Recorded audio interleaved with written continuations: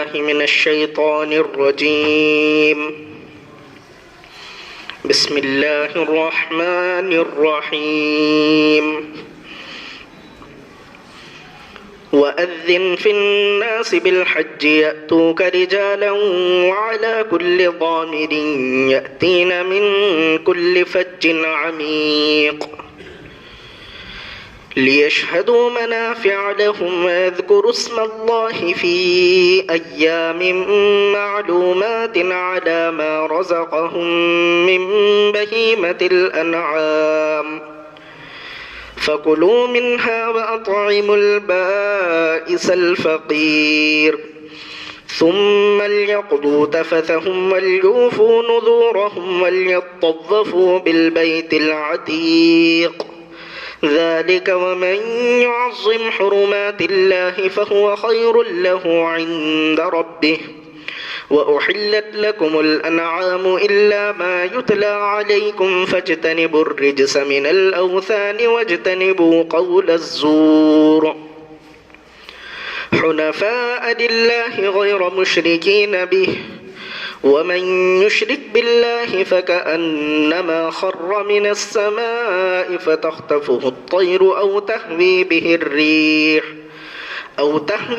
الريح في مكان سحيق ذلك ومن يعظم شعائر الله فإنها من تقوى القلوب لكم فيها منافع إلى أجل مسمى ثم محلها إلى البيت العتيق ولكل أمة جعلنا منسكا ليذكروا اسم الله على ما رزقهم من بهيمة الأنعام فإلهكم إله واحد فله أسلموا وبشر المخبتين.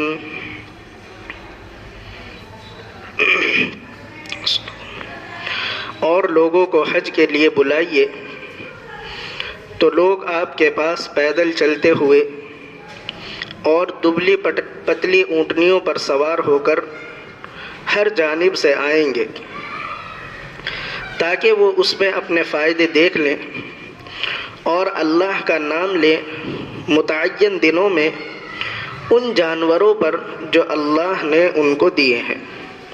بس کھاؤ ان میں سے اور غریب فقیروں کو کھلاؤ. پھر اپنے میل کچیل کو دور کر لو اور اپنی نظروں کو پورا کر لو اور آزاد گھر کا طواف کر لو.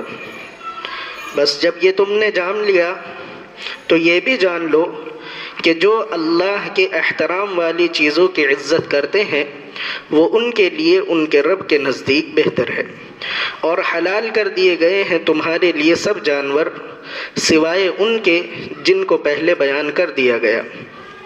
اور بتوں کی گندگی سے بچو اور جھوٹ بولنے سے بچو. بس اللہ کے لیے اپنے دین کو خاص کر لو اور کسی کو اس کے ساتھ شریک نہ کرو. جو بھی اللہ کے ساتھ کسی کو شریک کرتا ہے بس وہ ایسا ہے جیسا کہ اس کو آسمان سے نیچے پھینک دیا گیا اور پھر اس کو پرندوں نے چگ لیا یا اس کو تیز ہوا پہنچ گئی ایک کھلے میدان میں. اب جب تم نے یہ جان لیا تو یہ بھی جان لو کہ جو اللہ کے شعائر کی عزت کرتے ہیں تو بس اس کے دل میں تقوی بھرا ہوا ہے. تمہارے لیے اس میں فائدے ہیں ایک متعین مدت تک اور پھر ان کو حلال کر دینا ہے اللہ کے گھر کی طرف. اور ہر امت کے لیے اللہ نے عبادت کرنے کا ایک طریقہ مقرر کیا ہے تاکہ وہ اللہ کا نام لے ان جانوروں پر جو ان کے لیے حلال کیے گئے. بس تمہارا معبود ایک ہے اسی کی بات کو مانو اور خوشخبری ہے ان لوگوں کے لیے جو مصیبت پر صبر کرتے ہیں.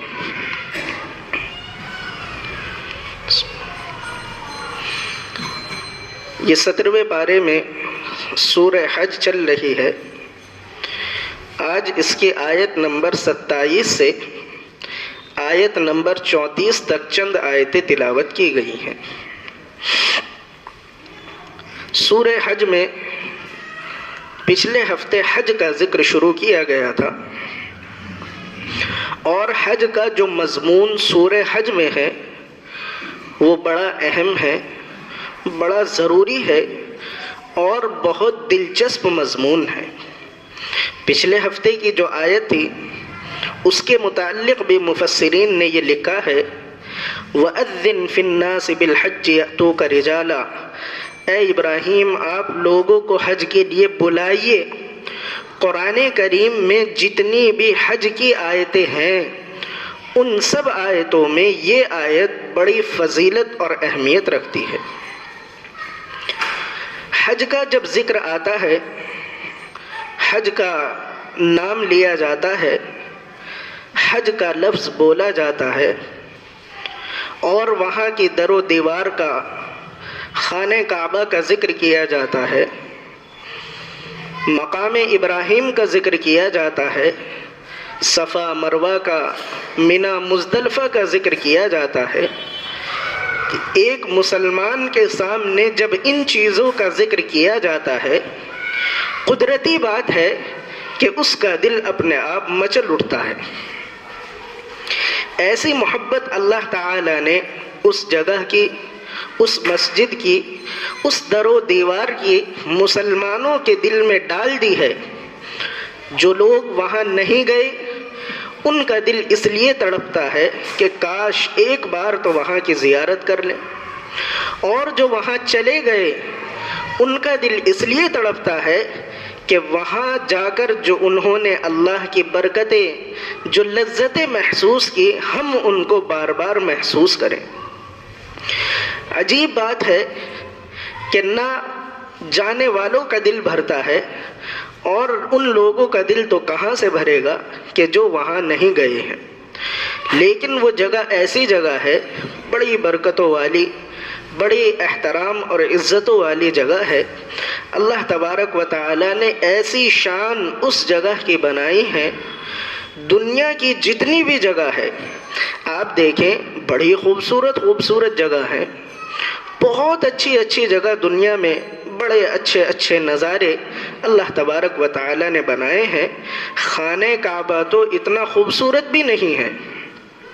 اگر آپ دیکھیں خانہ کعبہ کیا ہے، وہ 4 دیواری ہے، پرانے پتھروں کا بنا ہوا ہے، پلاسٹر بھی اس پر نہیں ہے، پینٹ رنگ روغن بھی اس پر نہیں ہے، اور اس کے جو وہ چھت بھی اس کی بہت اچھی نہیں ہے، بہت اچھا ڈیزائن اس کا نہیں ہے، لیکن پھر بھی اللہ نے ایسی کشش اس گھر کے اندر رکھ دی ہے کہ بس ایک مسلمان کے سامنے وہاں کا ذکر ہو، ایک مسلمان کے سامنے وہاں کی باتیں بیان کی جائیں اور اس کے دل میں ولولے پیدا نہ ہوں، ایسا تو نہیں ہو سکتا۔ اگر ولولے پیدا نہیں ہو رہے، ایمان کی کمزوری تو ہو سکتی ہے، اس آدمی کے ایمان کی کمزوری تو ہو سکتی ہے، لیکن اللہ تبارک و تعالی نے جو کشش، جو عزت، جو احترام وہاں کا رکھا ہے وہ دنیا کی تمام جگہوں سے اعلیٰ ہے۔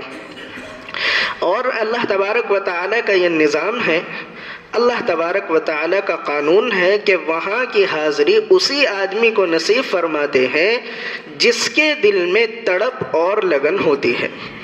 پچھلے ہفتے بھی یہ حدیث ہم نے سنائی تھی، پچھلے ہفتے بھی یہ بات ہم نے بتائی تھی، حدیث نہیں ہے یہ بات ہم نے بتائی تھی۔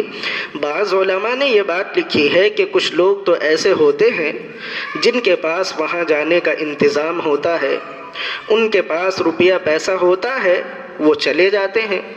کچھ لوگ ایسے ہوتے ہیں کہ انتظام ان کے پاس نہیں ہوتا، اتنا روپیہ پیسہ ان کے پاس نہیں ہوتا، وہ لوگ تڑپتے رہتے ہیں۔ تو ان کا علاج علماء نے یہ لکھا ہے کہ وہ یہ تسبیح پڑھا کریں، لبیک اللہم لبیک لبیک لا شریک لک لبیک ان الحمد والنعمت لک والملک لا شریک لک۔ جو آدمی یہ تسبیح پڑھے گا اس کا فائدہ یہ ہوگا کہ اللہ تعالی اس کو وہاں کی حاضری نصیب فرمائیں گے۔ کتنے لوگ ہیں جو درخواست دیتے ہیں وہ منظور نہیں ہوتی، درخواست دے رہے ہیں، بار بار درخواست دیتے ہیں، منظور نہیں ہوتی، منظور ہو گئی پھر کوئی اڑچن کوئی رکاوٹ پیدا ہو جاتی ہے، ایسے لوگوں کو بھی یہ چاہیے کہ وہ یہ تسبیح پڑھا کرے تو اللہ تعالیٰ ان کے لیے آسانیاں پیدا فرما دیں گے۔ کتابوں میں یہ بات لکھی ہے کہ اصل تو دل کی لگن اور دل کی تڑپ کا معاملہ ہوتا ہے۔ جیسی دل میں تڑپ ہوتی ہے اللہ تعالیٰ ویسا ہی اس بندے کو قبول فرما لیتے ہیں۔ لوگ یہ سمجھتے ہیں کہ پیسے سے حج ہوتا ہے، لوگ یہ سمجھتے ہیں کہ روپیے پیسے سے حج ہوتا ہے، جس کے پاس پیسہ ہوگا وہی حج کرنے جائے گا، لیکن حج فرض تو اسی آدمی پر ہوتا ہے جس کے پاس پیسہ ہوتا ہے، حاضری اسی کو نصیب ہوتی ہے جس کے دل میں تڑپ ہوتی ہے۔ کتنے لوگ ایسے ہیں خوب روپیہ پیسہ ان کے پاس ہے لیکن کبھی ان کو وہاں جا کر سر جھکانے کی توفیق نہیں ہوتی، کبھی ان کو وہاں جانے کا تصور اور خیال بھی نہیں آتا کہ ہم وہاں جائیں، اللہ کے گھر پر جائیں، اللہ کے در پر جا کر سر جھکائیں۔ پیسہ ہونے کے باوجود بھی ان لوگوں کو وہاں کی حاضری نصیب نہیں ہوتی۔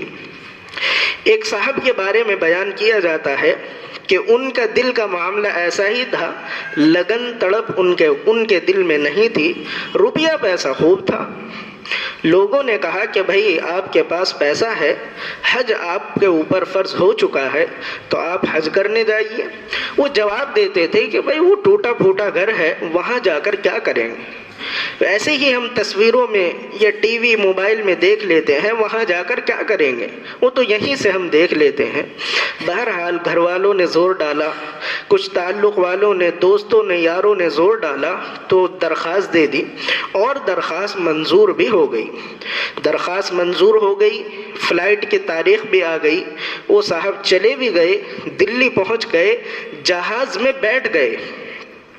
جہاز میں بیٹھے اور اس نے چلنا شروع کیا، اچانک دل کی دھڑکن بڑھنی شروع ہو گئی، بلڈ پریشر بڑھنا شروع ہو گیا اور فلائٹ ابھی اڑی نہیں تھی کہ اس آدمی نے شور مچانا شروع کر دیا کہ مجھ سے اس فلائٹ میں بیٹھا نہیں جا رہا۔ اچانک ایمرجنسی بریک لگائے گئے، جہاز کو روکا گیا، روک کر ان صاحب کو اتارا گیا، واپس بھیج دیا گیا۔ منظوری بھی آ گئی، پیسے بھی چلے گئے، جہاز میں بھی بیٹھ گئے، لیکن وہاں کی حاضری نصیب نہیں تھی۔ چونکہ دل میں تڑپ نہیں تھی تو اللہ نے واپس بھیج دیا، دھتکار دیا اپنے در سے، اپنے رستے سے، آدھے رستے سے ان کو واپس بھیج دیا۔ بتانا یہ ہے کہ اصل تو دل کی تڑپ ہوتی ہے، جیسی جس کے دل میں تڑپ ہوتی ہے اللہ تعالیٰ ویسا ہی اس آدمی کو قبول فرما لیتے ہیں۔ آج کی آیتوں میں اللہ تبارک و تعالیٰ نے فرمایا لِيَشْهَدُوا مَنَافِعَ لَهُمْ، آپ لوگوں کو بلائیے، لوگ آپ کے پاس آئیں گے اور آ کر اپنے فائدے دیکھ لیں گے۔ اس سے معلوم ہوا کہ حج پر جو آدمی جاتا ہے، حج پر جانے میں فائدہ بھی ہوتا ہے۔ ہم لوگوں کو تو نقصان سا نظر آتا ہے، یعنی جب حج کے لیے آدمی جاتا ہے اور حج کی درخواست دیتا ہے تو خرچہ شروع ہو جاتا ہے۔ آج کل تو 4-5 لاکھ روپے حج کے لیے لگ رہے ہیں تو ہمیں تو نقصان سا نظر آتا ہے۔ اللہ نے قرآن کریم میں فرمایا لِيَشْهَدُوا مَنَافِعَ لَهُمْ، لوگ حج کرنے کے لیے آئیں گے، یہاں آ کر حج کرنے کا فائدہ دیکھیں گے کہ حج کا فائدہ کیا ہوتا ہے۔ چنانچہ علماء نے اور مفسرین نے لکھا ہے کہ حج کا کیا فائدہ ہوتا ہے۔ فائدہ حج کا یہ ہوتا ہے، نبی کریم صلی اللہ علیہ وسلم نے بیان فرمایا جو آدمی اللہ کے راستے میں یعنی حج اور عمرہ کرنے میں پیسہ خرچ کرتا ہے، حج کرنے میں یا عمرہ کرنے میں جو آدمی پیسہ خرچ کرتا ہے، اللہ کا وعدہ ہے اللہ تعالیٰ اس آدمی کے پیسے کو رکھتے نہیں ہیں، واپس لوٹا دیتے ہیں۔ یہ اللہ کا وعدہ اور قانون ہے۔ آپ دیکھیے اس کا تجربہ بھی سب کو ہوگا، تجربہ بھی سب کو ہوگا۔ کیسے؟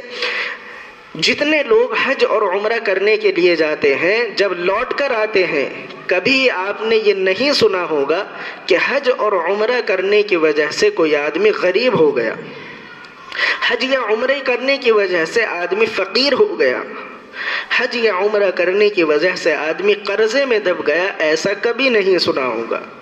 یہ تو سنا ہوگا کہ کسی آدمی نے شادی کی، وہ قرضے میں ڈوب گیا، یہ تو سنا ہوگا کہ کسی آدمی نے مکان بنا لیا تو اس پر قرضہ ہو گیا، یہ سنا ہوگا، کبھی یہ نہیں سنا ہوگا کہ آدمی حج کر کے آیا، 5 لاکھ روپے خرچ کر کے آیا اور وہ اپنے ملک میں آ کر فقیر ہو گیا، قرضہ اس کے سر ہو گیا، ایسا کبھی نہیں سنا ہوگا۔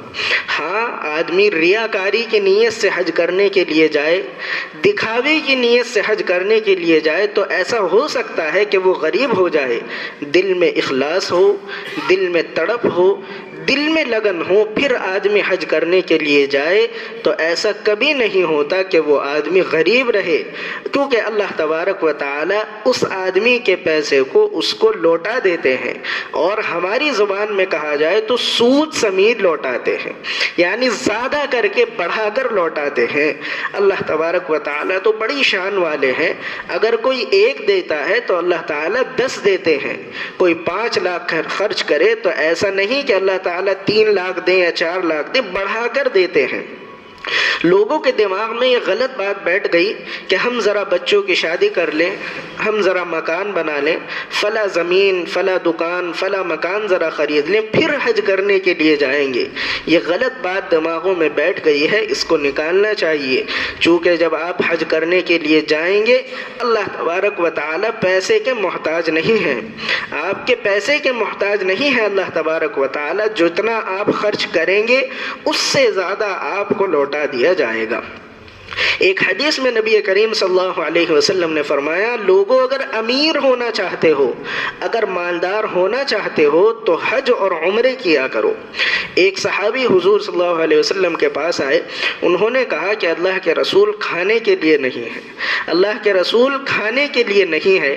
حضور صلی اللہ علیہ وسلم نے فرمایا کہ جاؤ عمرہ کرو، جاؤ عمرہ کرو۔ وہ صحابی چوک گئے، چوک کر دوبارہ کہنے لگے، اللہ کے رسول میں نے یہ کہا ہے کہ میرے پاس کھانے کے لیے نہیں ہے، آپ مجھے کچھ کھانے کے لیے دے دیں۔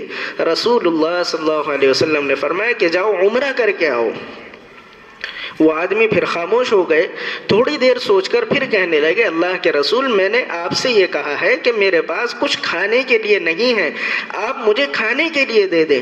تو رسول اللہ صلی اللہ علیہ وسلم نے فرمایا، بھائی 3ری مرتبہ تمہیں میں نے کہا کہ جاؤ عمرہ کرنے کے لیے جاؤ، اس لیے کہ جو آدمی عمرہ کرتا ہے اللہ تعالیٰ اس کے مال اور رزق میں برکت عطا فرما دیتے ہیں، یہ اللہ تبارک و تعالیٰ کا وعدہ ہے۔ وجہ کیا ہے؟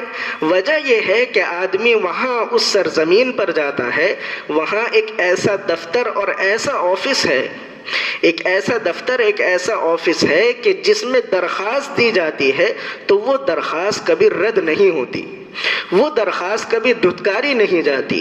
وہاں اللہ کا گھر ہے، وہاں اللہ کا گھر ہے، اللہ کے گھر کا غلاف پکڑ کر، وہاں اللہ کے گھر کی در و دیوار پکڑ کر اور مقام ابراہیم کے سامنے بیٹھ کر، اس جگہ پر جہاں حضور صلی اللہ علیہ وسلم نے سجدے کیے، جہاں صحابہ نے سجدے کیے، وہاں جا کر آدمی کوئی دعا مانگے اور وہ قبول نہ ہو، ایسا کیسے ہو سکتا ہے؟ ایسا نہیں ہو سکتا۔ بس دل کے جذبات کی بات ہوتی ہے، جیسا جذبہ، جیسی لگن، جیسی تڑپ دل میں ہوتی ہے، ویسے ہی پھر فیصلے ادھر سے اللہ تعالیٰ کی طرف سے ہوتے ہیں۔ ہاں، کوئی آدمی اگر دکھاوا کرے، کوئی آدمی اگر نام و نمود کے لیے حج کرنے کے لیے جائے، یہ اس کی بات نہیں ہو رہی ہے، یہ بات ان لوگوں کی ہو رہی ہے جو اخلاص کے ساتھ اپنے اللہ کو راضی کرنے کے لیے حج کریں، اپنے اللہ کو راضی کرنے کے لیے دعائیں مانگے، تو 100% ایسے لوگوں کی دعائیں قبول ہوتی ہیں۔ اسی کو اللہ نے فرمایا لِيَشْهَدُوا مَنَافِعَ لَهُمْ، حج کرنے کے لیے آؤ گے تو فائدے دیکھ لو گے، کیا کیا فائدے ہوتے ہیں۔ چنانچہ فائدے بتائے گئے کہ وہاں جا کر دعا قبول ہوتی ہے، وہاں جا کر اللہ تبارک و تعالی رزق میں برکت عطا فرما دیتے ہیں۔ آگے فرمایا وَيَذْكُرُ اسْمَ اللَّهِ فِي أَيَّامٍ مَعْلُومَاتٍ، تم اللہ کا نام لو اور اللہ کا ذکر کیا کرو مقررہ دنوں میں، عَلَى مَا رَزَقَهُم مِّن بَهِيمَةِ الْأَنْعَامِ، ان جانوروں پر جن کو اللہ نے تمہارے لیے حلال کر دیا۔ دیکھیں یہاں ایک عجیب سا لفظ ہے، ترجمہ پھر سنیے۔ اللہ نے فرمایا وَيَذْكُرُ اسْمَ اللَّهِ فِي أَيَّامٍ مَعْلُومَاتٍ، اللہ کا ذکر کیا کرو، اللہ کو یاد کیا کرو مقررہ دنوں میں۔ مقررہ دن یعنی فکس دنوں میں، کچھ دن ہم نے طے کر دیے، ان دنوں میں اللہ کا ذکر کیا کرو۔ اب ذہن میں یہ بات آتی ہے کہ اللہ کو تو ہمیشہ یاد کرنا چاہیے، مقررہ دنوں میں ہی کیوں یاد کرنا، اللہ کو تو ہمیشہ یاد کرنا چاہیے۔ پھر یہاں یہ کیوں کہا گیا کہ مقررہ دنوں میں یاد کیا کرو؟ تو اس کی وجہ علماء نے اور مفسرین نے بیان فرمائی ہے کہ بے شک بات تو یہی ہے کہ ہمیشہ اللہ کو یاد رکھنا چاہیے، لیکن یہاں مطلب یہ ہے کہ ان دنوں میں زیادہ اللہ کو یاد کیا کرو۔ وہ کون سے دن ہیں؟ اب چونکہ بیان یہاں چل رہا ہے حج کا، حج کے متعلق احکام بیان کیے جا رہے ہیں، تو اس لیے مفسرین نے لکھا ہے کہ حج کے جو 5 دن ہوتے ہیں ان 5 دنوں میں اللہ کو خوب یاد کرنا چاہیے۔ 8، 9، 10، 11، 12 ذی الحجہ، یہ 5 دن حج کے دن ہوتے ہیں جن میں حج کیا جاتا ہے۔ ان دنوں میں جب آدمی اللہ کو یاد کرتا ہے تو اس کا ثواب کئی گنا بڑھا دیا جاتا ہے، کئی گنا بڑھا دیا جاتا ہے۔ چنانچہ ایک حدیث میں نبی کریم صلی اللہ علیہ وسلم نے فرمایا کہ ان دنوں میں، یعنی حج کے جو ایام ہیں، ان میں ایک دن ہے عرفے کا دن۔ عرفے کا دن 9 ذی الحجہ، عرفے کے دن جب کوئی آدمی روزہ رکھتا ہے، نفلی روزہ، تو حضور صلی اللہ علیہ وسلم نے فرمایا کہ اس روزے کا ثواب اور بدلہ یہ دیا جاتا ہے کہ اس روزے کے بدلے اللہ تعالیٰ اس آدمی کے پچھلے سارے گناہ معاف کر دیتے ہیں، اور 1 سال کی عبادت کا ثواب اس کے نام اعمال میں لکھا جاتا ہے۔ یہ فضیلت ہے ان خاص دنوں کی، اس لیے اللہ نے فرمایا یہ جو خاص دن ہے ان میں اللہ کو خوب یاد کیا کرو۔ علی ما رزقہم من بہیمۃ الانعام، اور جو جانور ہم نے تمہیں دیے ہیں، جو جانور ہم نے تمہیں دیے ہیں ان میں سے کھایا کرو۔ یہ ایک آیت ہے، اس کا ایک پس منظر بیک گراؤنڈ ہے۔ حضور صلی اللہ علیہ وسلم کے زمانے میں، اور جب تک ہوائی جہاز ایجاد نہیں ہوا تھا یا پانی کے جہاز ایجاد نہیں ہوئے تھے، اس زمانے میں یہ طریقہ تھا کہ لوگ پیدل حج کرنے کے لیے جاتے تھے، یا گھوڑوں پر یا اونٹوں پر حج کرنے کے لیے جاتے تھے، چونکہ سواری کا کوئی ویسا انتظام نہیں تھا۔ اس زمانے کے لوگوں کا طریقہ یہ تھا کہ وہ اپنے ساتھ قربانی کا جانور بھی لے کر جاتے تھے۔ جو لوگ حج کر کے آ چکے ہیں وہ جانتے ہیں کہ حج کرنے کے بعد اور عرفے میں رک جانے کے بعد، وقوف عرفہ کے بعد پھر قربانی کرنی ہوتی ہے۔ قربانی کرنے کے بعد پھر اپنا احرام اتار سکتے ہیں، بال کٹا سکتے ہیں، احرام کی پابندیاں ختم ہو جاتی ہیں۔ اب تو حاجی لوگ وہیں وہ بنے ہوئے ہیں، ذبح کرنے کے سینٹر بنے ہوئے ہیں، بس پیسے دے دیتے ہیں۔ پرانے زمانے میں یہ ہوتا تھا کہ لوگ اپنے قربانی کے جانور گھروں سے لے کر جاتے تھے، اور وہ زمانہ چونکہ کئی بار یہ بات بتائی جا چکی ہے، وہ زمانہ ایسا زمانہ تھا کہ اس میں چور ڈکیت وغیرہ بہت زیادہ ہوتے تھے۔ جب لوگ سفر پر نکلتے تھے تو بڑے بڑے قافلے لوٹ لیے جاتے تھے، لیکن جب حاجی لوگ نکلتے تھے اور حاجی لوگ جاتے تھے اور اپنے ساتھ حج میں قربان ہونے والے جانور لے کر جاتے تھے، تو اس کا طریقہ یہ اختیار کرتے تھے کہ اس جانور کی کوہان پر، اس کی کمر پر ہلکا سا کٹ لگا دیتے تھے، اور اس کا جو خون نکلتا تھا اس خون کو اس کی کھال پر پھیلا دیتے تھے۔ پہچان یہ ہوتی تھی، اس لیے ایسا کرتے تھے کہ لوگوں کو دیکھنے سے معلوم ہو جائے کہ یہ جانور اللہ کے گھر کے لیے جا رہا ہے اور وہاں جا کر اس کو ذبح کیا جائے گا۔ اس زمانے کے جو چور اور ڈاکو ہوتے تھے ان کے بھی اصول ہوتے تھے۔ وہ جب دیکھتے تھے کہ یہ ہدی کا، اس کو بولا جاتا تھا ہدی کا جانور، ہدی کا جانور، جب چور اور ڈکیت دیکھتے تھے کہ یہ ہدی کا جانور ہے اور وہاں اللہ کے گھر جا کر اللہ کے لیے، اللہ کے نام پر اس کو ذبح کیا جائے گا، تو وہ ڈکیت اس قافلے کو لوٹتے نہیں تھے۔ انہیں معلوم ہو جاتا تھا کہ یہ حاجی لوگ ہیں، حج کرنے کے لیے جا رہے ہیں، اللہ کے دربار میں جا رہے ہیں، تو وہ ڈاکو اس قافلے کو، ان حاجیوں کو لوٹتے نہیں تھے۔ اللہ نے اس کے بارے میں فرمایا کہ ایک فائدہ یہ کہ تمہاری دعائیں قبول ہوتی ہیں، دوسرا فائدہ یہ کہ تمہیں رزق دے دیا جاتا ہے، اور تیسرا فائدہ یہ کہ جب تم جاتے ہوئے چور اور ڈکیت تمہیں نہیں لوٹتے، اور جو جانور تم قربانی کا لے کر جا رہے ہو وہ جانور تمہیں کھانے کے لیے مل جاتا ہے۔ اللہ نے فرمایا فَكُلُوا مِنْهَا وَأَطْعِمُوا الْبَائِسَ الْفَقِيرَ، بس تم اس جانور کو جو لے کر جا رہے ہو اس میں سے کھایا کرو اور غریب فقیر لوگوں کو بھی کھلایا کرو۔ دیکھیے بیان تو حج کا ہے، لیکن مفسرین نے لکھا ہے کہ یہ عام قربانی کی آیت ہے۔ اللہ نے فرمایا فَكُلُوا مِنْهَا، جب تم قربانی کرو تو اس میں سے کھایا کرو، وَأَطْعِمُوا الْبَائِسَ الْفَقِيرَ، اور جو غریب فقیر قسم کے لوگ ہیں ان کو کھلایا بھی کرو۔ یعنی مطلب یہ ہے کہ بقرہ عید کے موقع پر جو قربانی کی جاتی ہے، چونکہ حج بھی بقرہ عید کے موقع پر ہوتا ہے، وہاں جو قربانی ہوتی ہے وہ بھی بقرہ عید کے موقع پر ہوتی ہے، اور یہاں بھی بقرہ عید ہوتی ہے، تو اس کے بارے میں اللہ نے عام مسئلہ بیان فرمایا کہ یہ جو تم جانور ذبح کر رہے ہو اللہ کے نام پر، اس میں سے خود بھی کھایا کرو اور اس میں سے غریب فقیر لوگوں کو بھی کھلایا کرو۔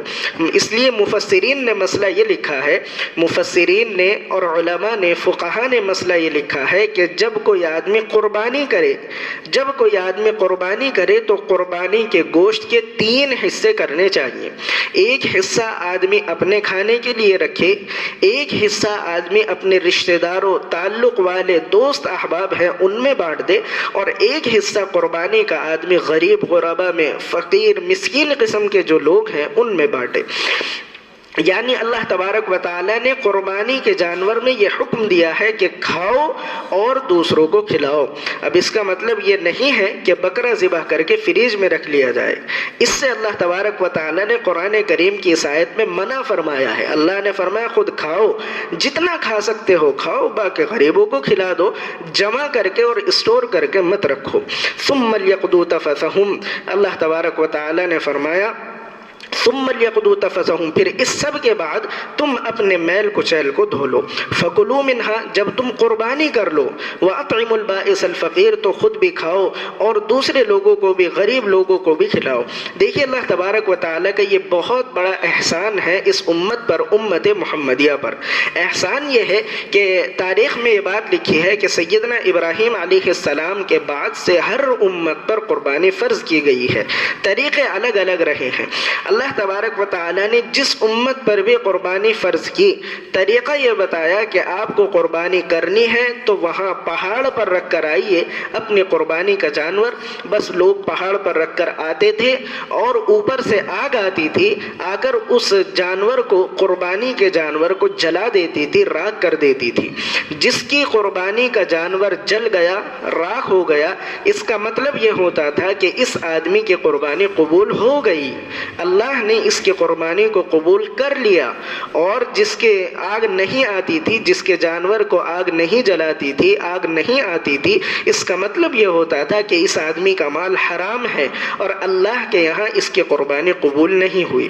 اب اس آدمی کو بڑی شرمندگی ہوتی تھی، لوگ اس کو برا بھلا کہتے تھے، اس کو کہتے تھے کہ تمہارا مال حرام کا ہے، بس بڑی بے عزتی اس آدمی کی ہوتی تھی۔ حضور صلی اللہ علیہ وسلم تشریف لائے، آپ کی امت پر قربانی فرض ہوئی۔ قربانی فرض ہوئی تو اللہ نے ایک طریقہ یہ بتایا کہ اب آپ کو پہاڑ پر اپنے جانور رکھ کر آنے کی ضرورت نہیں ہے، آپ اپنے جانوروں کو ذبح کرو، اپنے ہاتھ سے ان کو کاٹو، یہ کھال بھی تمہاری، یہ گوشت بھی تمہارا، خون بھی تم استعمال کرو، اس کی سینگ بھی تم استعمال، سب کچھ تمہارا، بس ہمارے نام پر تم قربان کر دو اور فائدہ تم اٹھاؤ۔ یہ احسان نبی کریم صلی اللہ علیہ وسلم کی امت پر ہوا۔ اللہ تعالیٰ نے ہمارے عیبوں کو بھی چھپا لیا۔ کتنے لوگ ہیں جو حرام مال سے قربانی کرتے ہیں، پتہ نہیں چلتا کہ کس کی قربانی قبول ہو رہی ہے، کس کی قبول نہیں ہو رہی، کس کا مال حلال ہے، کس کا مال حرام ہے۔ اللہ تعالیٰ نے سب کے عیبوں پر پردہ ڈال دیا۔ پہلے زمانے میں عیب کھل جاتے تھے، بڑی شرمندگی ہوتی تھی، لیکن اللہ کا احسان ہے کہ اب جب قربانی کرتے ہیں تو خود گوشت کھاتے ہیں، دوسروں کو کھلاتے ہیں، عیب نہیں کھلتے، کس کا مال حلال ہے، کس کا مال حرام ہے، اس پر اللہ کا شکر ادا کرنا چاہیے۔ ثم لیقضوا تفثہم، پھر آگے اللہ نے فرمایا ثم لیقضوا تفثہم، اس سب کے بعد یعنی قربانی کرنے کے بعد اپنے میل کچیل کو صاف کر لیا کرو۔ کیا مطلب؟ میل کچیل کو صاف کرنے کا مطلب یہ ہے کہ جب آدمی حج کا احرام باندھتا ہے، احرام باندھنے کے بعد کچھ پابندیاں اس پر لاگو ہو جاتی ہیں۔ ان پابندیوں میں سے یہ ہے کہ آپ اپنے بال نہیں کاٹ سکتے، بغل کے، سر کے، داڑھی کے بال نہیں کاٹ سکتے، ایسے ہی آپ ناخن نہیں کاٹ سکتے، ایسے ہی آپ اپنے بالوں کو سنوار نہیں سکتے، خوشبو نہیں لگا سکتے، گندا سندا سا رہنا پڑتا ہے احرام کی حالت میں۔ تو اللہ تعالیٰ نے فرمایا اب جب تم نے قربانی کر لی، قربانی کرنے کے بعد احرام کی پابندیاں اب تم سے ہٹا دی گئی۔ اب تم نہا بھی سکتے ہو، تم اپنے بال بھی کاٹ سکتے ہو، تم ناخن بھی کاٹ سکتے ہو، خوشبو بھی لگا سکتے ہو، سلے ہوئے کپڑے بھی پہن سکتے ہو، یہ سب کچھ تمہارے لیے جائز ہو گیا قربانی کے بعد۔ وَلْيُوفُوا نُذُورَهُمْ، اور اپنی نذروں کو بھی پورا کر لو، نظروں کو بھی پورا کر لو۔ نظروں کو پورا کرنے کا مطلب یہ ہے کہ بہت سے لوگ پرانے زمانے میں جب پیسے نہیں ہوتے تھے یا انتظام نہیں ہوتا تھا، یہ منت مان لیتے تھے، یہ نظر مان لیتے تھے کہ اگر ہمیں وہاں جانا نصیب ہو گیا تو ہم فلاں کام کریں گے، ہم وہاں جا کر 20 رکعت نماز پڑھیں گے، ہم فلاں کام کریں گے، اس طریقے کی نظر مان لیتے تھے۔ تو اللہ نے فرمایا کہ اگر کوئی نظر ایسی مان لی ہے تو اب اس کو پورا کر لو۔ وَلْيَطَّوَّفُوا بِالْبَيْتِ الْعَتِيقِ، اور ایک خاص بات اللہ تبارک و تعالیٰ نے یہاں بیان فرمائی، اللہ نے فرمایا کہ ہمارے آزاد گھر کا طواف کیا کرو۔ بالبیت العتیق، اب تک ہم نے بیت اللہ کا، خانہ کعبہ کا نام بیت اللہ سنا تھا، آج یہ نیا نام بھی یہاں قرآن کریم میں آیا، بیت العتیق۔ خانہ کعبہ کو بیت عتیق بھی کہا جاتا ہے۔ بیت عتیق کا مطلب ہے آزاد گھر، یعنی وہ گھر ایسا ہے جو کسی بادشاہ، کسی حکومت کی ملکیت نہیں ہے، کسی کی اپنی پرسنل پراپرٹی وہ گھر نہیں ہے، وہ اللہ کا گھر ہے، تمام مسلمانوں کے لیے برابر ہے، اس لیے اس گھر کو بیت عتیق بھی کہا جاتا ہے۔ اللہ نے فرمایا وَلْيَطَّوَّفُوا، وہاں جا کر خوب طواف کیا کرو، وَلْيَطَّوَّفُوا، خوب طواف کیا کرو۔ اللہ نے یہاں یہ نہیں فرمایا کہ وہاں جا کر خوب نفلیں پڑھا کرو، وہاں جا کر خوب وظیفے پڑھا کرو، وہاں جا کر تیسرے کلمے کی تسبیح پڑھا کرو، یا وہاں جا کر قرآن پڑھا کرو، یا وہاں جا کر تم تسبیحات پڑھا کرو، یہ نہیں فرمایا۔ خاص عبادت کا ذکر کیا، اللہ نے فرمایا وَلْيَطَّوَّفُوا، وہاں جا کر تم خوب طواف کیا کرو۔ کیا مطلب؟ مطلب یہ ہے کہ نفلیں تم اپنے ملک میں، اپنے شہر میں، اپنے گھر میں، اپنی مسجد میں بھی پڑھ سکتے ہو، قرآن تم اپنے گھر بیٹھ کر بھی پڑھ سکتے ہو، تسبیح تم چلتے پھرتے بازار میں کہیں بھی پڑھ سکتے ہو۔ یہاں آئے ہو تو خوب طواف کرو، یعنی وہاں جا کر جو خاص عبادت ہے طواف کرنا، وہ اللہ کو سب سے زیادہ پسند ہے۔ طواف کی عبادت اللہ تبارک و تعالیٰ کو سب سے زیادہ پسند ہے۔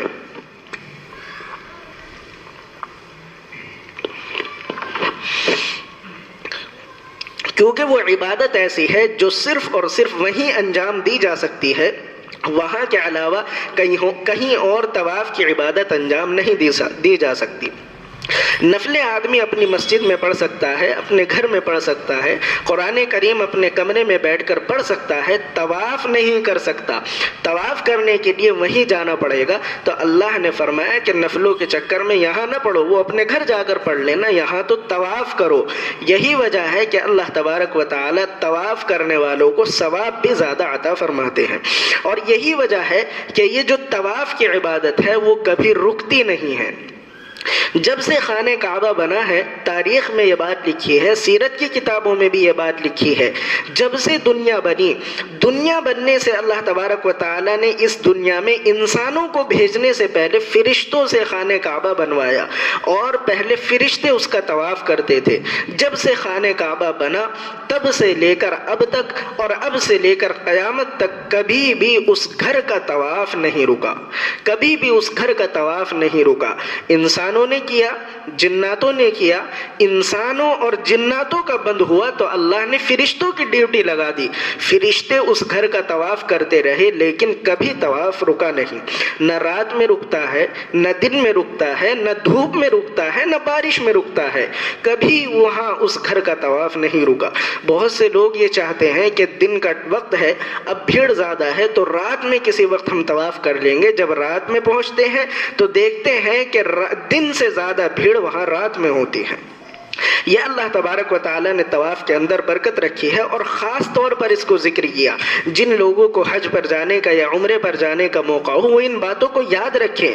وہاں جا کر نفل عبادت پڑھنا اچھی بات ہے، قرآن پڑھنا اچھی بات ہے، لیکن اس سب سے زیادہ اچھی بات یہ ہے کہ آدمی وہاں جا کر خوب طواف کرے، آدمی وہاں جا کر طواف کرے جس کا حکم اللہ نے دیا ہے۔ آگے فرمایا ذالک، یہ سب باتیں سمجھ لی، اب یہ بھی سمجھ لو ومن یعظم حرمات اللہ، کہ جو آدمی اللہ کی احترام والی چیزوں کی عزت کرتا ہے، یعنی جن چیزوں کی عزت اللہ نے کرنی بتائی ہے ان کی عزت کرتا ہے، فہو خیر لہ عند ربی، تو یہ اس آدمی کے لیے بہتر ہے۔ وہ کون سی چیزیں ہیں جن کی عزت اللہ تبارک و تعالی نے کرنے کا حکم دیا ہے؟ وہ ہے مسجد حرام، حرم کا علاقہ، اور وہاں کی جو خانہ کعبہ کی عمارت ہے، ان سب چیزوں کا ادب و احترام کرنا بہت ضروری ہے، بہت ضروری اور انتہائی ضروری ہے۔ دیکھیے اللہ تبارک و تعالی نے وہ جگہ ایسی بنائی ہے، ایسی کشش ان جگہوں کے اندر، اس گھر کے اندر رکھی ہے کہ آدمی وہاں کا ذکر کرتا ہے، آدمی وہاں کی باتیں کرتا ہے، وہاں پہنچ جاتا ہے تو جنون اس کے اوپر سوار ہو جاتا ہے، پاگل پن اس کے اوپر سوار ہو جاتا ہے، اور عشق میں حد سے زیادہ آدمی بڑھ جاتا ہے، اور کبھی کبھی ایسے کام کر بیٹھتا ہے کہ جس سے آدمی کو خود بھی نقصان ہوتا ہے اور دوسرے لوگوں کو بھی اس کا نقصان ہوتا ہے۔ ان کے بارے میں اللہ تبارک و تعالی نے فرمایا کہ وہاں جاؤ لیکن ادب و احترام کا خاص لحاظ رکھو۔ اب کیا ہوتا ہے، عشق اور محبت میں اور جنون میں آدمی ایسا پاگل پن اور ایسی غلطیاں کر بیٹھتا ہے جو سراسر جہالت ہے، حالانکہ آدمی ان کو عبادت سمجھتا ہے۔ آدمی سمجھ رہا ہے کہ میں بہت ثواب کا کام کر رہا ہوں، میں بہت اچھا کام کر رہا ہوں، لیکن وہ انتہائی درجے کی جہالت اور برا کام ہوتا ہے۔ مثال کے طور پر آپ بات کو سمجھ لیں کہ جو خانہ کعبہ ہے، خانہ کعبہ کا طواف کرنا ہوتا ہے۔ طواف کرنے کا طریقہ حضور صلی اللہ علیہ وسلم نے بتایا کہ جب طواف کرو تو جب شروع کرو حجر اسود کا استلام کر لیا کرو، حجر اسود کا استلام کر لیا کرو۔ استلام کا کیا مطلب؟ استلام کا مطلب ہوتا ہے کہ حجر اسود کو چوم کر پھر طواف شروع کرو، یہ استلام کا مطلب ہوتا ہے۔ اب آپ دیکھیے وہ جو زمانہ تھا وہ زیادہ بھیڑ بھاڑ کا زمانہ نہیں تھا، تو آسانی سے استلام کرنے کا موقع مل جاتا تھا، یعنی حجر اسود کو چومنے کا موقع مل جاتا تھا۔ اب زمانہ آیا بھیڑ بھاڑ کا، اتنی بھیڑ ہوتی ہے کہ صاحب وہاں جانا بڑا مشکل ہوتا ہے، بڑا مشکل، ایک جنگ لڑنے کے برابر ہوتا ہے حجر اسود کے پاس پہنچنا۔ اب آپ دیکھیے کہ لوگ کیا غلطی کرتے ہیں، عبادت سمجھتے ہیں لیکن وہ جہالت ہے کیا؟ وہ یہ کہ جب آدمی طواف شروع کرتا ہے تو استلام کرنے کے لیے حجر اسود کے پاس جاتا ہے۔ استلام کرنا سنت ہے، سنت کو ادا کرنے کے لیے آدمی لڑ کر، لوگوں کو دھکے دے کر، کسی کو کوہنی ماری، کسی کو دھکا دیا، کسی کو تکلیف پہنچائی، کسی کو کچھ کیا، دھکے دے کر وہاں پہنچتا ہے۔ سنت کی ادائیگی کے لیے آدمی حرام کام کر رہا ہے۔ دوسروں کو تکلیف پہنچانا حرام ہے، کسی کو مارنا، دھکا دینا یہ حرام ہے، ایذائے مسلم، کسی کو تکلیف پہنچانا حرام ہے۔ سنت پر عمل کرنے کے لیے جا رہا ہے اور حرام کام کرتا ہوا جا رہا ہے۔ سنت پر عمل کرنے کا ثواب اتنا نہیں ملے گا جتنا لوگوں کو دھکا دینے کا گناہ مل جائے گا۔ یہ ہے وہ جہالت جس کو اللہ نے فرمایا کہ احترام کرو، وہاں جا رہے ہو تو احترام کیا کرو۔ استلام کرنا ہے تو علماء نے طریقہ بیان فرمایا، اگر اندر جانے کا موقع نہیں ہے آپ دور سے ایسے ہاتھ کر کے چوم لیں، یہ استلام ہو جائے گا۔ لیکن لوگ اس سنت پر عمل کرنے کے لیے دھکا مکی کرتے ہیں، لوگوں کو برا بلا بکتے ہیں، ادھر سے ادھر سے تکلیف پہنچا کر اندر پہنچتے ہیں، یہ حرام ہے۔ اس طرح تکلیف پہنچا کر اندر پہنچنا۔ ایسے ہی ایک اور غلطی لوگ کرتے ہیں، غلطی یہ کرتے ہیں کہ وہاں جو خانہ کعبہ ہے، خانہ کعبہ کے اوپر غلاف ڈلا ہوا ہے، اس کا کور ڈلا ہوا ہے، وہ بڑا قیمتی ہوتا ہے، اور بہرحال اللہ کے گھر کا غلاف ہے، اس کو پکڑ کر بے شک دعائیں قبول ہوتی ہیں، وہ بڑا مبارک ہے، اللہ کے گھر سے چمٹا ہوا ہے، اللہ کے گھر سے لگا ہوا ہے، بڑی عزت ہے اس کی، لیکن لوگ جنون، پاگل پن میں اور حد سے زیادہ عشق دکھانے کے لیے یہ کرتے ہیں کہ اپنی ٹوپیاں اتار کر اس سے لگاتے ہیں، چلو یہاں تک بھی ٹھیک، لیکن ٹوپیوں کے بعد رومال لگاتے ہیں، اس کے بعد اپنے مسلے لگاتے ہیں، اور کچھ لوگ تو یہ جہالت کرتے ہیں کہ اللہ کے گھر کے غلاف کو کاٹنے لگتے ہیں، دانتوں سے کاٹتے ہیں، اس کے دھاگے نکالتے ہیں، کروڑوں روپے کا وہ غلاف بنتا ہے، اور اللہ کے گھر کے اس غلاف کی ایسی بے قدری اور ایسی ناقدری کرتے ہیں، لوگ اسے پھاڑتے ہیں، قینچیوں سے کاٹتے ہیں، دانتوں سے کھینچتے ہیں۔ اسی وجہ سے حکومت نے جب وہاں آپ دیکھیں حج کرنے کے لیے، عمرہ کرنے کے لیے لوگ جاتے ہیں تو اس احرام کو اوپر کرنا شروع کر دیا، اب وہ نیچے نہیں ہوتا، اوپر ہوتا ہے، لیکن لوگوں کی جہالت پھر بھی بند نہیں ہوئی اور بڑھ گئی۔ اور کیا بڑی؟ ٹوپیاں اچھال اچھال کر اوپر پھینکتے ہیں کہ ہماری ٹوپیاں غلاف سے لگ جائیں، مسلے اپنے رومال اوپر پھینکتے ہیں کہ ہمارے رومال اس پر لگ جائیں، حالانکہ یہ اتنی بڑی جہالت ہے، اتنی بڑی جہالت ہے کہ جتنا بیان کیا جائے اتنا کم ہے، اور عقل سے بھی سوچا جائے کتنی بڑی بے وقوفی ہے۔ یعنی آپ غلاف پر تو ہاتھ لگا رہے ہیں، غلاف پر ٹوپیاں لگا رہے ہیں، غلاف پر اپنے رومال لگا رہے ہیں، اللہ کے گھر کی دیوار سامنے ہے، اس کا احترام نہیں کر رہے، اس پر ہاتھ نہیں لگا رہے، جو اصل چیز ہے، اصل چیز کو چھوڑ کر نقل چیز کے پیچھے لگے ہوئے ہیں۔ غلاف تو اوپر سے ڈلا ہوا ہے نا، کعبہ جو نام ہے وہ تو دیوار کا نام ہے، دیوار سامنے ہے اس کو نہیں چوم رہے، دیوار سامنے ہے اس کو ہاتھ نہیں لگا رہے، دیوار سامنے ہے اس سے نہیں چمٹ رہے، وہ جو غلاف اوپر پڑا ہوا ہے اس پر ٹوپیاں اچھال رہے ہیں۔ کتنی بڑی جہالت ہے! اسی کے بارے میں اللہ نے فرمایا وہاں جاؤ تو جہالت سے باز رہا کرو، جہالت سے باز رہا کرو، اور جن چیزوں کا احترام کرنے کا حکم اللہ نے دیا ہے ان چیزوں کا احترام کیا کرو۔ وَأُحِلَّ لَكُمُ الْأَنْعَامُ، اور جو جانور تمہارے لیے حلال کر دیے، یہ جو باتیں بتائی گئی ہیں، اگر اللہ تبارک و تعالی موقع دے، یاد رہیں تو آپ وہاں جا کر یہ کام بالکل مت کرنا۔ اللہ تبارک و تعالی نے فرمایا وَأُحِلَّتْ لَكُمُ الْأَنْعَامُ، تمہارے لیے جانور کو حلال کر دیا گیا سوائے ان کے جن کو پہلے ہم نے بیان کر دیا، یعنی جن کو پہلے بیان کر دیا وہ جانور تمہارے لیے حلال نہیں، باقی سب جانور حلال ہیں۔ پہلے کہاں؟ دوسرے پارے میں اللہ تبارک و تعالی نے فرمایا انما حرم علیکم المیتۃ، ہم نے تمہارے لیے مردار کو حرام کیا، والدم، خون کو حرام کیا ہے، ولحم الخنزیر، خنزیر کے گوشت کو حرام کیا ہے، وأحل لغیر اللہ، اور جو جانور غیر اللہ کے نام پر ذبح کیا جائے ان سب چیزوں کو حرام کیا ہے، درندوں کو حرام کیا ہے۔ وہ باقاعدہ ایک مسئلہ ہے، اللہ نے فرمایا کہ جن چیزوں کو ہم نے حرام کر دیا ان کے علاوہ سب چیزیں حلال ہیں۔ فاجتنبوا الرجس من الاوثان واجتنبوا قول الزور، اللہ نے فرمایا اب تم بتوں کی گندگی سے بچو، واجتنبوا قول الزور، اور جھوٹ بولنے سے بھی بچو۔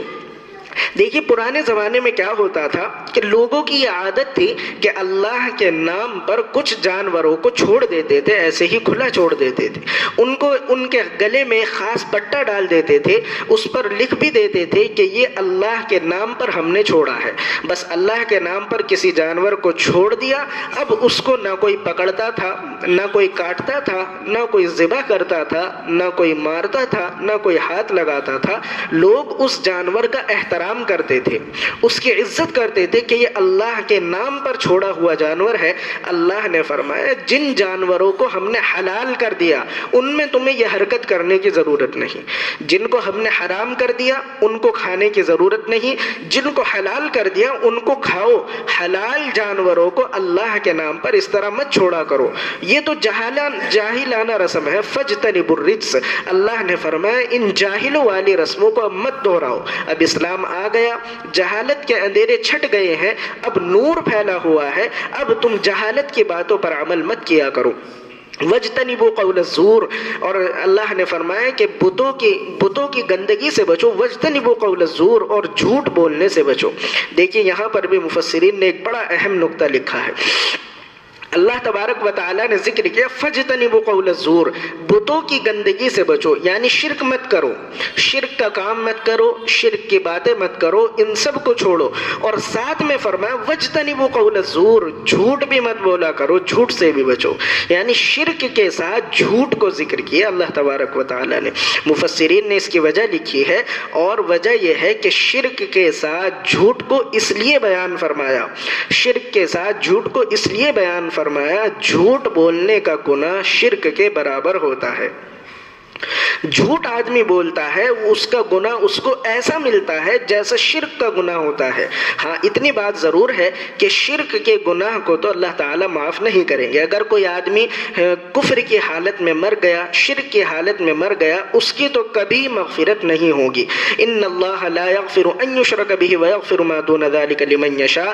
جس کی موت شرک پر آ گئی تو شرک کو تو اللہ تعالیٰ کبھی معاف نہیں کریں گے. اس کے علاوہ جس گناہ کو چاہیں گے معاف کر دیں گے. تو جھوٹ کو اللہ تعالیٰ چاہیں گے معاف کر دیں گے، نہیں چاہیں گے تو نہیں معاف کریں گے. لیکن جھوٹ جب آدمی بولتا ہے تو اس کو گناہ شرک کرنے کے برابر دیا جاتا ہے. ایک حدیث میں حضور صلی اللہ علیہ وسلم کے بارے میں بیان کیا گیا ہے، فجر کی نماز کے بعد آپ علیہ الصلاۃ والسلام ایک تکیے پر ٹیک لگا کر بیٹھ گئے. بہت سارے صحابہ آپ کے سامنے جمع تھے، ٹیک لگا کر اللہ کے رسول بیٹھے تھے. اچانک آپ نے اپنے صحابہ سے فرمایا، کیا میں تمہیں سب سے بڑے گناہ نہ بتاؤں؟ کون سے ہیں بڑے بڑے گناہوں میں سب سے بڑے گناہ نہ بتاؤں؟ کون سے ہیں؟ صحابہ نے کہا، اللہ کے رسول آپ ضرور بتائیے، کون سے ہیں وہ بڑے بڑے گناہ؟ نبی کریم صلی اللہ علیہ وسلم نے فرمایا کہ سب سے بڑے بڑے گناہوں میں سب سے بڑا گناہ ہے شرک کرنا.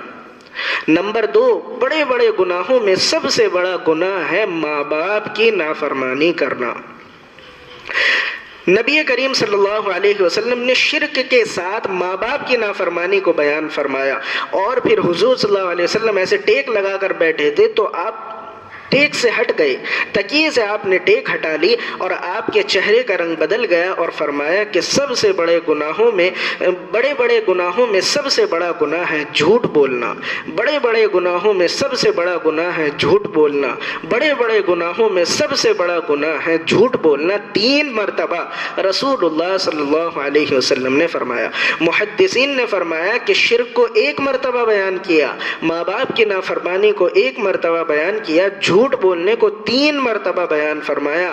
اس لیے کہ آدمی جھوٹ بولتا ہے اور اسے یہ احساس نہیں ہوتا کہ میں گناہ کر رہا ہوں. کتنی آسانی سے آدمی جھوٹ بول دیتا ہے، جھوٹ بول کر دوسرے کو دھوکہ دے دیتا ہے اور فخر کرتا ہے کہ دیکھو میں نے اسے پاگل بنا دیا، دیکھو میں نے بات کو گھما دیا اور میری بات اس کو سمجھ میں نہیں آئی. جھوٹ بول کر آدمی فخر کرتا ہے. رسول اللہ صلی اللہ علیہ وسلم کو اللہ تبارک و تعالی نے یہ باتیں پہلے ہی وحی کے ذریعے سے بتا دی کہ آپ کی امت میں جھوٹ کا گناہ عام ہو جائے گا. جھوٹ بولیں گے آدمی اور فخر کے ساتھ جھوٹ بولیں گے. اس لیے 3 مرتبہ فرمایا کہ بڑے بڑے گناہوں میں سب سے بڑا گناہ جھوٹ بولنا ہے. نبی کریم صلی اللہ علیہ وسلم نے فرمایا کہ بڑے بڑے گناہوں میں سب سے بڑا گناہ جھوٹ بولنا ہے اور اللہ نے بھی جھوٹ کو شرک کے ساتھ بیان فرمایا. حنفاء للہ غیر مشرکین بھی آخر میں اللہ تبارک و تعالی نے فرمایا کہ اللہ کے لیے خاص ہو جاؤ، اللہ کے لیے خاص ہو جاؤ، غیر مشرکین بھی، اور اس کے ساتھ کسی کو شریک نہ کرو. ومن یشرک باللہ، جو بھی اللہ کے ساتھ کسی کو شریک کرتا ہے، فکأنما خر من السماء، وہ ایسا ہے جیسے اس کو آسمان سے نیچے پھینک دیا گیا ہو. آسمان سے کسی کو نیچے پھینکا جائے، ہمارے یہاں 5 7 10 منزل سے کسی کو نیچے پھینک دیا جائے تو وہ زندہ نہیں بچتا. آسمان جس کی اونچائی کا کسی کو اندازہ نہیں، آسمان سے اگر کسی کو نیچے پھینک دیا جائے اس کا کیا حال ہوگا؟ اس کا تو کچوبر بن جائے گا. اللہ تبارک و تعالی نے فرمایا کہ جو آدمی شرک کرتا ہے وہ اتنا بڑا گناہ ہے کہ اس کو اگر آسمان سے بھی نیچے پھینک دیا جائے تو بھی کم ہے. فتخطفه الطیر، اور آگے فرمایا فتخطفه الطیر، اور وہ ایسا ہے جیسا کہ جانور درندے اس پر لپٹ جائیں. او تہوی بہ الریح، یا بہت بڑے میدان میں اس کو ہوا اچک لے. یہ 3 کام ایسے ہیں. پرانے زمانے میں ایسا ہوتا تھا کہ لوگ میدان میں چلتے تھے، ہوائیں چلتی تھی تو وہ ہوائیں اتنی تیز و تند ہوتی تھی کہ لوگوں کو اڑا کر لے جاتی تھی، لوگ مر جاتے تھے. کسی کو آسمان سے پھینک دیا جائے اس کا مرنا یقینی ہے. کسی کے اوپر اگر درندے چھوڑ دیے جائیں، شیر، چیتا، ایسے بڑے بڑے درندے اس پر چھوڑ دیے جائیں، اس کا مرنا بھی یقینی ہے. اور میدان میں، کھلے میدان میں کوئی آدمی چل رہا ہو، بہت تیز ہوا چل جائے تو اس آدمی کا مرنا بھی یقینی ہے. اللہ نے فرمایا شرک اتنا خطرناک گناہ ہے کہ اس کی سزا تو ہمارے لفظوں میں کہا جائے سزائے موت ہے. دنیا میں سب سے بڑی سزا سزائے موت ہے۔ اللہ نے وہی اشارہ فرمایا جو آدمی شرک کرے گا سب سے خطرناک سزا اس آدمی کو دی جائے گی۔ ذالک ومن یعظم شعائر اللہ، اللہ نے فرمایا یہ سب باتیں سمجھ لی، اب یہ بھی سمجھ لو جو آدمی اللہ کے شعائر کی عزت کرتا ہے فإنہا من تقوی القلوب، اس کے دل میں تقوی ابھی باقی ہے۔ یعنی اللہ نے جن چیزوں کا احترام باقی رکھنے کے لیے کہا، جو آدمی ان چیزوں کا ادب و احترام کرتا ہے اس کا مطلب یہ ہے کہ اس کے دل میں ابھی ایمان باقی ہے۔ لکم فیہا منافع الی اجل مسمی ثم محلھا الی البیت العتیق، اللہ نے فرمایا کہ تمہارے لیے اس دنیا میں ایک متعین مدت تک فائدہ اٹھانا ہے، یعنی یہ دنیا ایک متعین مدت تک چل رہی ہے، فائدہ اٹھا لو۔ ثم محلھا الی البیت العتیق، اور پھر تمہیں اللہ کی طرف لوٹ کر جانا ہے۔ اللہ تبارک و تعالی ہم سب کو صحیح سمجھ عطا فرمائے، اپنے گھر کی حاضری نصیب فرمائے۔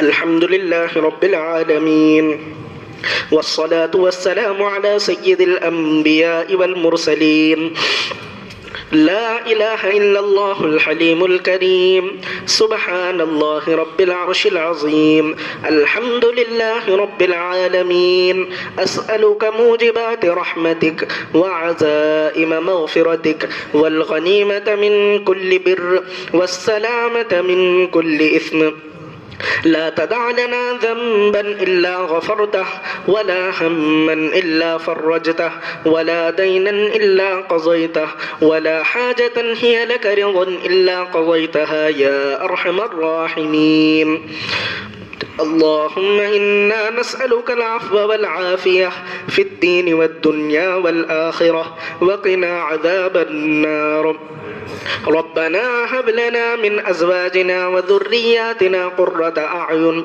واجعلنا للمتقين إماما اللهم بارك لنا في رجب وشعبان وبلغنا رمضان اللهم بارك لنا في رجب وشعبان وبلغنا رمضان اللهم إنا نسألك علما نافعا ورزقا واسعا وقلبا خاشعا ولسانا ذاكرا وكسبا حلالا طيبا وتوبة نصوحا وتوبة قبل الموت وراحة عند الموت ومغفرة ورحمة بعد الموت والعفو عند الحساب والفوز بالجنة والنجاة من النار يا عزيز يا غفار يا رب العالمين يا عزيز يا غفار يا رب العالمين۔ اے اللہ اپنے فضل و کرم سے ہمارے تمام صغیرہ کبیرہ گناہوں کو معاف فرما، تمام خطاؤں کو اپنے فضل و کرم سے معاف فرما۔ کریم آقا ہم جب اپنے گریبان میں جھانکتے ہیں، اپنا محاسبہ کرتے ہیں، اے اللہ گندے گندے اعمال ہمیں نظر آتے ہیں، بڑی بڑی برائیاں ہمیں نظر آتی ہیں، گھنونی برائیاں ہمیں نظر آتی ہیں۔ اے اللہ جب ہم اپنے گناہوں کے بارے میں سوچتے ہیں خود ہمیں اپنے آپ پر گھن آنے لگتی ہے۔ اے اللہ آپ کی ذات گناہوں کو معاف کرنے والی ہے، اے کریم آقا اپنے فضل سے ہمارے گناہوں کو معاف فرما۔ قرآن کریم کی تفسیر کی مبارک مجلس میں ہم اپنے گناہوں کی توبہ کرتے ہیں، آپ کے سامنے اپنی جھولی پھیلا کر اپنے گناہوں کی معافی مانگتے ہیں۔ کریم آقا اپنے فضل سے ہماری توبہ کو قبول فرما، اے اللہ ہماری توبہ کو قبول فرما، اپنی توبہ پر جمنے کی توفیق عطا فرما، بار بار پکی سچی توبہ کرنے کی توفیق عطا فرما۔ گناہوں سے بچنا ہم سب کے لیے آسان فرما، گناہوں کے موقع سے بھی ہم سب کی حفاظت فرما۔ آپ نے اپنے فضل سے اپنے پاک قرآن کی تفسیر میں آنے بیٹھنے کی توفیق عطا فرمائی ہے، اے اللہ پوری زندگی قرآن کریم سے جڑے رہنے کی توفیق عطا فرما، جب تک زندہ رہیں قرآن کریم کی خدمت میں لگے رہنے کی توفیق عطا فرما۔ اے اللہ جس شوق کے ساتھ ہم سننے کے لیے آتے ہیں اسی شوق کے ساتھ عمل کا جذبہ جذبہ بھی پیدا فرما۔ اے کریم آقا، بہت سی عورتیں ہیں، بہت سی مائیں بہنیں ہیں، اپنے ضروری کاموں کو چھوڑ کر یہاں آتی ہیں، آپ کی محبت میں آتی ہیں، اپنے فضل سے ہم سب کو اپنی محبت عطا فرما۔ اے کریم آقا، اپنے نبی کی محبت عطا فرما۔ اے اللہ، اپنے ذات کی معرفت ہمیں نصیب فرما، اپنا استحضار نصیب فرما۔ اے کریم آقا، قرآن کریم کی تفسیر سننے کے لیے ہماری زندگیوں میں برکتیں عطا فرما، قرآن کریم کی برکتیں ہماری زندگیوں میں داخل و شامل فرما، ہمارے گھروں میں داخل و شامل فرما، ہمارے مکانوں، دکانوں، کاروبار میں داخل و شامل فرما۔ ارحم الراحمین، بہت سے لوگ پریشان ہیں، اپنی پریشانیوں کا ذکر کرتے ہیں تو سن کر سینہ پھٹا جاتا ہے۔ اے اللہ، لوگ بڑی بڑی پریشانیوں میں مبتلا ہے، آپ کی ذات تمام پریشانیوں کو دور کرنے پر قادر ہے، اپنے فضل سے ہم سب کی پریشانیوں کو دور فرما۔ بہت سے لوگ بڑی بڑی بیماریوں میں مبتلا ہیں، کریم آقا اپنے فضل سے سب کو شفا عطا فرما۔ اے اللہ، جن کے مقدر میں شفا ہے ان کو صحت عطا فرما، اور جن کے مقدر میں شفا نہیں ہے ان کو صبر عطا فرما۔ کریم آقا، بہت سے لوگ بے روزگار ہیں، اپنے فضل سے ان کو بہترین کاروبار عطا فرما، حلال پاک روزی کے انتظام فرما، حرام سے بچنا ہم سب کے لیے آسان فرما۔ بہت سے لوگ ایسے ہیں کہ جن کے دلوں میں آپ کے گھر کی زیارت کا جذبہ ہے، شوق ہے، لیکن انتظام نہیں ہے۔ کریم آقا، اپنے فضل سے ایسے لوگوں کے لیے انتظام پیدا فرما۔ اے کریم آقا، ایسے لوگوں کے لیے انتظام پیدا فرما۔ اے اللہ، بہت سے لوگ ایسے ہیں جن کے پاس انتظام ہے، ان کے دل میں تڑپ نہیں ہے۔ اے اللہ، ایسے لوگوں کو بھی سمجھ عطا فرما۔ کریم آقا، ہمیں بار بار اپنے گھر کی زیارت نصیب فرما، وہاں کے سجدے نصیب فرما، وہاں کے طواف نصیب فرما، اپنے گھر کی زیارت نصیب فرما۔ اے اللہ، ہمیں اپنے گھر کی زیارت سے محروم نہ فرما۔ اے اللہ، ہمیں اپنے گھر کی زیارت سے محروم نہ فرما۔ ہماری جان کی، مال کی، عزت کی، آبرو کی حفاظت فرما، ایمان و عقیدے کی حفاظت فرما۔ اے اللہ، بہت سے لوگ بے اولاد ہیں، اپنے فضل سے ان کو نیک صالح اولاد عطا فرما، اور جن کی اولادیں ہیں ان کو ماں باپ کا فرما بردار بنا۔